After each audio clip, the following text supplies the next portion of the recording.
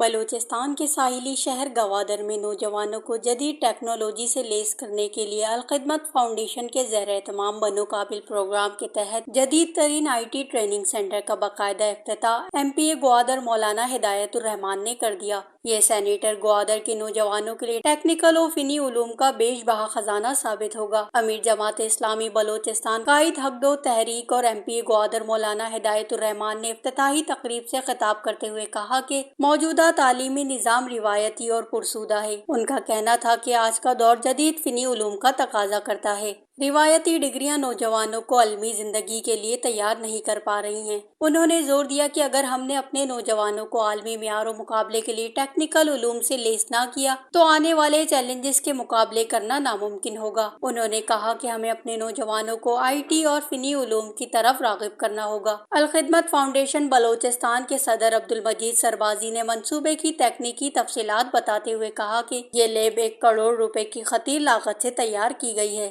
تاکہ مقامی نوجوانوں کو بین الاقوامی معیار کا ماحول مل سکے۔ سینٹر میں 50 سے زائد جدید ترین کمپیوٹرز نصب کیے گئے ہیں اور تیز رفتار انٹرنیٹ سمیت تمام ضروری ڈیجیٹل سہولیات فراہم کی گئی ہیں۔ ابتدائی طور پر 3 مختلف کورسز شروع کیے جا رہے ہیں جن کا دورانیہ 4 ماہ ہوگا۔ کلاسز کا باقاعدہ آغاز 15 مئی سے شروع کیا جائے گا۔ ان کا مزید کہنا تھا کہ انٹری ٹیسٹ میں 4500 طلباء و طالبات کی شرکت اس بات کا ثبوت ہے کہ یہاں کے نوجوان ماہی گیری اور دیگر روایتی پیشوں کے ساتھ ساتھ ڈیجیٹل اکنامی میں بھی اپنا نام بنانا چاہتے ہیں۔ انہوں نے کہا کہ یہ بلوچستان میں اپنی نوعیت کا تیسرا بڑا تعلیمی منصوبہ ہے۔ تقریب کے دوران گوادر میں جاری دیگر ترقیاتی کاموں کا ذکر بھی کیا گیا۔ وش نیوز، گوادر، بلوچستان۔